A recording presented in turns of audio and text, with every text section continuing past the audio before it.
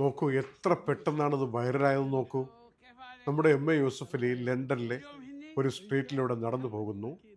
പ്രമുഖ photographer, videographer, ഒപ്പം ബ്ലോഗറുമായിട്ടുള്ള Saudi അറേബ്യയുടെ ബർക്ക് എന്നറിയപ്പെടുന്ന BARQ എന്നറിയപ്പെടുന്ന N04 എന്ന ഇൻസ്റ്റാഗ്രാം അക്കൗണ്ടുള്ള അദ്ദേഹം വന്നിട്ടൊരു ഫോട്ടോ എടുക്കട്ടെ എന്ന് ചോദിക്കുന്നു. അവർ കുശലം അന്വേഷിക്കുന്നു, സന്തോഷം പങ്കുവെക്കുന്നു. ആ മറുപടിയും ആ ചോദ്യങ്ങളും എല്ലാം ചേർത്തിട്ട് ഞാൻ പോസ്റ്റ് ചെയ്തോട്ടെ എന്നുകൂടി ബർക്ക് ആവശ്യപ്പെടുന്നു. എം എ യൂസഫ് അലി വളരെ സന്തോഷപൂർവ്വം ചെയ്തോളൂ എന്ന് പറയുന്നു.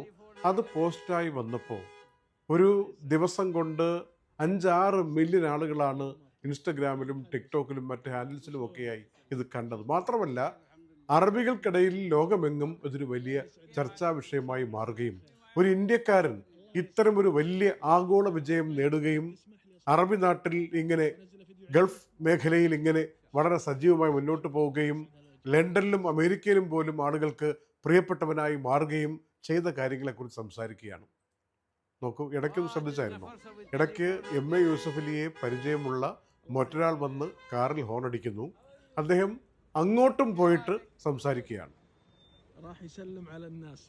ഒരു കാര്യം വ്യക്തമാണ്, ഇങ്ങനെയുള്ള വ്യക്തിത്വങ്ങൾ, നമുക്ക് അഭിമാനമായ വ്യക്തിത്വങ്ങൾ ലോകത്ത് വളരെ കുറച്ച് പേരേ ഉള്ളൂ.